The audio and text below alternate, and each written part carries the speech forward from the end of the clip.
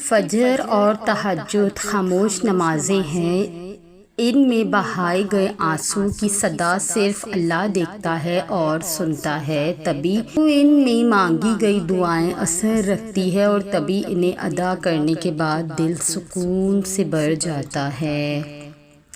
تہجد، جب بات تہجد تک جا پہنچے تو پھر ناممکن کچھ نہیں رہتا، وہ بھی مل جاتا ہے جس کی امید بھی نہیں ہوتی۔ تہجد پڑھنے کا خیال، تمہاری دعائیں سنی جا چکی ہے، تمہارے صبر کا صلہ لکھا جا چکا ہے، اب تمہیں تمہاری یقین کے معجزے دکھائے جائیں گے تاکہ تم جان سکو کہ مخلص دل اختتام میں ہمیشہ جیت جاتا ہے اور تقدیریں اللہ کے ایک اشارے پہ بدل جایا کرتی ہے۔ کتنا سکون ملتا ہے نا جب آپ کے لیے سارے راستے بند ہو جائے اور آپ کا دل کہے اللہ پر صبر رکھو، اللہ کی رحمت کا دروازہ ابھی بند نہیں ہوا۔ اللہ کی رحمت کا دروازہ تو کبھی بند نہیں ہوتا، تو پھر آپ کا تہجد پڑھنے کا خیال آنا بے وجہ تو نہیں، آخر کچھ تو ہے جو ممکن ہوتا ہے۔ تہجد تک آنا، تم تہجد تک نہیں آئے بلکہ تمہیں لایا گیا ہے۔ تہجد تک آنا رب سے عشق کا ثبوت ہے، اور اس عشق کے لیے وہ رب خود تمہیں چنتا ہے اور جسے چن لیتا ہے تو اسے مکمل کر دیتا ہے۔ تہجد وہ تمام معجزے کروا سکتی ہے جن کے متعلق دنیا والے کہتے ہیں ہم عام انسان ہیں، ہمارے لیے کہاں ہوں گے ایسے معجزے۔ وہ شاید بھول جاتے ہیں کہ وہ رب معجزے کرنے پر قادر ہے اور وہ ہم عام انسانوں کا رحمان رب ہے۔ تہجد کا پلڑا تو اگر درد رات بھر سونے نہیں دیتا تو جان لو کہ وہ منتظر ہے تمہارا، ابھی بھی اس کو انتظار ہے تمہاری دعاؤں کا۔ مانگ لو، ابھی بھی کچھ نہیں بگڑا، ابھی بھی وہ سب ہو سکتا ہے جو تم چاہتے ہو، ابھی بھی وہ سب مل سکتا ہے جو تم مانگتے ہو، ابھی بھی قبولیت کی ایک گھڑی باقی ہے، ابھی بھی تہجد کا پلڑا مقدر پر باری ہے۔ تہجد کی دعائیں خود میں بڑا اثر رکھتی ہیں۔ دعائیں تو دعائیں ہیں، کسی بھی وقت مانگی جائے وہ تقدیر بدل دیتی ہے، اور تہجد کی دعائیں تو اللہ خود دنیاوی آسمان پر آ کر سنتا ہے۔ تہجد تو معجزوں کا ایسا آسمانی دروازہ ہے جس سے گزر کر دنیا کے سارے دروازے کھل جایا کرتے ہیں، جس سے گزر کر درد کے مارے اللہ تک پہنچ جاتے ہیں اور ٹوٹے ہوئے دل ہمیشہ کے لیے جڑ جاتے ہیں۔ تہجد اور اللہ، تہجد کی نماز یہ ثبوت دیتی ہے کہ تمہیں اللہ اور اس کو تم سے محبت ہو گئی ہے۔ جب اللہ کو اپنے بندے سے محبت ہوتی ہے، اپنے بندے سے نہیں اپنے خاص بندے سے محبت ہوتی ہے، تو وہ اسے تہجد کے لیے چن لیتا ہے۔ تہجد اور یاسین، اگر تہجد کے بعد سورہ یاسین پڑھ کے دعا مانگی جائے تو وہ دعا بھی انشاءاللہ قبول ہوگی، کیونکہ ایسے 3 دل ملتے ہیں، رات کا دل، قرآن مجید کا دل اور انسان کا دل۔ بے شک 3 دلوں کا ملانا قبولیت کا سبب بنتا ہے، بلکہ سب سے بڑی وجہ بنتی ہے قبولیت کی۔ اس کے بعد کوئی شک و شبہ باقی نہیں رہتا، دعاؤں کا قبول ہونا آپ کا مقدر بن جاتا ہے، معجزوں کا آپ کی زندگی میں ہونا آپ کا مقدر بن جاتا ہے۔ وہ چیز پھر اپنی ہی سمجھو جس چیز کی وجہ سے تم تہجد تک پہنچے۔ تہجد کی قبولیت کا وقت، تہجد کی قبولیت کا بھی ایک وقت ہوتا ہے۔ اللہ پاک اپنے بندوں کو مایوس نہیں بیچتا، بس وہ صحیح وقت ابھی تک نہیں آیا جس کا آپ کو انتظار ہے، بس تمہیں صبر نہیں۔ تہجد عشق کی نماز ہے، تہجد بہت افضل عبادت ہے۔ تہجد اللہ کی طرف سے ہمارے لیے ایک ایسا بند دروازہ ہے جو صرف تہجد کی عبادت سے ہی کھلتا ہے۔ یہ دروازہ صرف ان لوگوں کے نصیب میں ہوتا ہے جو واقعی اللہ کے قریب ہوتے ہیں، اور سب سے بڑھ کر اللہ خود انہیں تہجد کی طرف لاتا رہتا ہے۔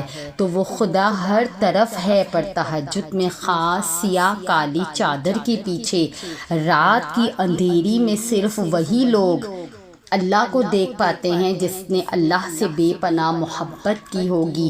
اس وقت اللہ اور آپ کے درمیان ہونے والی گفتگو آنسوؤں سے بری، ہچکیاں، دل میں کی گئی باتوں کی آوازیں صرف اللہ کے سوا اور کوئی نہیں سن پاتا۔ اس وقت تہجد کے سجدے نہ تو سر اٹھانے کا دل کرتا ہے اور نہ ہی آسمان سے نظر ہٹانے کا، اور اگر ایسا ہو جائے کہ کبھی اسی دوران تمہاری اللہ سے تہجد میں ملاقات ہو جائے اور وہ تمہارے روبرو آ جائے، اور وہ منظر تمہارے لیے معجزے سے کم نہ ہوگا۔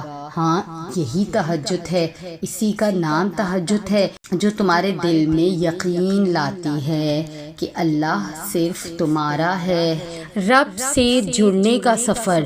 لوگ دنیا میں ہونے والے ان چناؤ پر خوش ہوتے ہیں، مگر میں چاہتی ہوں کہ میرا اس رب کے ہاں چناؤ ہو جائے، وہاں بھی میں ایک عام مسلمان سے خاص مومن کی صف میں چن لی جاؤں، پھر وہاں سے محبین، اس سے محبت کرنے والوں میں وہاں سے محسنین کے گریڈز حاصل کر لوں، جن سے اللہ محبت کرتا ہے، جن کے وہ ساتھ ہوتا ہے، جن کو وہ تہجد کے لیے چن لیتا ہے۔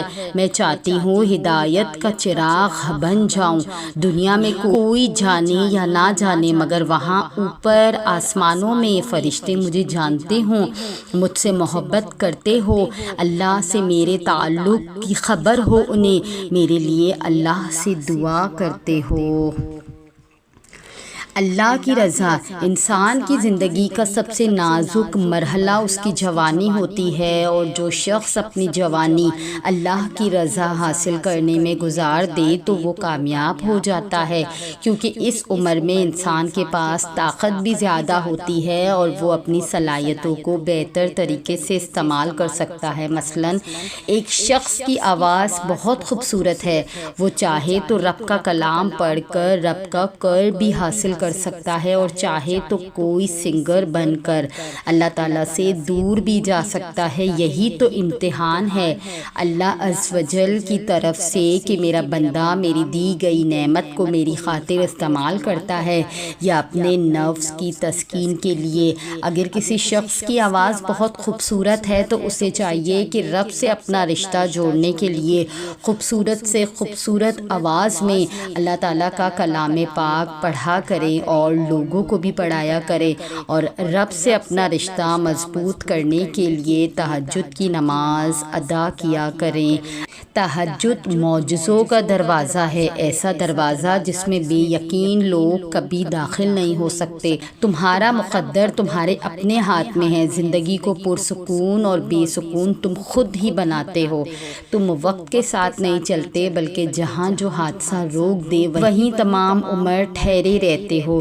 تمہارے آس پاس کتنی بے شمار نعمتیں ہوتی ہیں اور تم ایک محرومی کے لیے ان سب کو نظر انداز کر دیتے ہو۔ تم سوچتے ہو دعا مانگنا چھوڑ دینا یقین اور صبر ہے، مگر حقیقت اس سے پہلے مختلف ہے۔ یقین تو وہ صبر ہے جب کچھ نہ ہونے کے بعد بھی دعا کے لیے ہاتھ اٹھائے جاتے ہیں۔ صبر تو وہ ہے دل کے تڑپنے کے باوجود معاملہ اللہ کو سونپ دیے جاتے ہیں۔ ہاں، ایسا کرنا آسان نہیں ہوتا، مگر ہاں جو ایسا کر لیتا ہے تو ایسا کر لینے کے بعد آسانیاں ہی آسانیاں ہوتی ہے۔ پھر کیوں پریشان ہوتے ہو؟ جو کام تم نہیں کر سکتے انہیں اللہ کے حوالے کرنا سیکھو، اور اپنے کام، اپنی پریشانیاں، اپنی الجھنیں اللہ کے حوالے کرنے کا سب سے بہترین وقت تہجد کا ہے۔ اور جو کام اللہ کے حوالے کر دو اس پر کبھی پریشان مت ہونا۔ ہاں، دعا ضرور مانگو، مگر نصیب سے مت لڑو، نعمتوں کو مت ٹھکراؤ، دعاؤں کی بے ادبی مت کرو یہ کہہ کر کہ دعائیں اب قبول نہیں کی گئی۔ تہجد میں بھی دعائیں قبول نہیں کی گئی، کیونکہ دعائیں ہمیشہ قبول ہوتی ہیں، اور اگر دنیا میں قبول نہیں ہوتی تو وہ تمہارے آخرت میں تمہاری بہتری کا سامان بن کے قبول ہو جاتی ہے، اور وہ تو اتنا رحمان ہے کہ کافر کا سوال بھی رد نہیں کرتا، تو تم تو امت محمدی ہو، اس کی شان تو یہ بھی گوارا نہیں کرتی کہ اس کے در سے اس کو نہ ماننے والا شخص بھی خالی ہاتھ جائے، تو تم تو امت محمدی ہو، وہ تمہیں کیسے خالی ہاتھ لوٹا دے گا؟ کیونکہ دعائیں ہمیشہ قبول ہوتی ہے، اور وہ تو اتنا رحیم ہے کہ کافر کا سوال بھی رد نہیں کرتا، اس کی شان تو یہ بھی گوارا نہیں کرتی کہ اس کے در سے اس کو نہ ماننے والا شخص بھی خالی ہاتھ لوٹے۔ پھر وہ کیسے تمہارا سوال رد کر سکتا ہے؟ وہ کیسے تمہاری آواز کو انسنا کر سکتا ہے؟ جب تم اسے بار بار پکارتے ہو تو بس یقین کے ساتھ سب کچھ اس کے سپرد کر دو، کیونکہ جب کام اس کو سونپ دیا جاتا ہے تو وہ دنیا کی ہر طاقت کو یکتا کر کے اس کام کے مکمل ہونے کے لیے پابند کر دیتا ہے، اور پھر جب تم اللہ کے فیصلوں پہ سر جھکانا سیکھ جاتے ہو تب وہ تمہیں کن سے نواز دیتا ہے۔ بس پھر تم ہوتے ہو، اللہ ہوتا ہے، تمہاری جیت ہوتی ہے اور بدلتا ہوا مقدر ہوتا ہے۔ کہ تہجد اسی کا نام ہے، مقدر بدلنے کا نام ہے، معجزات عمل میں آنے کا نام ہے، اور تمہاری سب دعائیں قبول ہونے کا نام تہجد ہے۔